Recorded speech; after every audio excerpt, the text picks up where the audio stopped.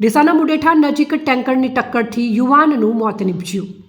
તારીખ 22/1/2025ના રોજ સવારના 8 વાગ્યાના સુમારે વિદેશભાઈ ઉર્ફે વિજય ગાંડાભાઈ રાવળ રહેવાસી મુડેઠા ખેતારની પાર્ટી કે જેઓ મજૂરી અર્થે ગયા હતા તે સમયે મુડેઠા ટોલ નાકાથી ભીલડી તરફ આવતા મુડેઠા વડલાપુરા પાસે હાઈવે રોડ ક્રોસ કરવા જતા મુડેઠા ટોલ નાકા તરફથી આવતા ટેન્કર નંબર UP 81C5854 વાળાએ પૂર ઝડપે અને ગફલત રીતે ગાડી હંકારી વિદેશભાઈ ઉર્ફે વિજયને ટક્કર મારતા તેઓને માથાના ભાગે તેમજ બંને પગના ભાગે ગંભીર ઇજાઓ પહોંચી હતી, જે અંગેની જાણ ભીલડી 108ને કરવામાં આવતા 108 દ્વારા વિદેશભાઈ ઉર્ફે વિજયભાઈને રતનપુરા ભીલડી સામૂહિક આરોગ્ય કેન્દ્ર ખાતે લઈ જવામાં આવ્યા હતા।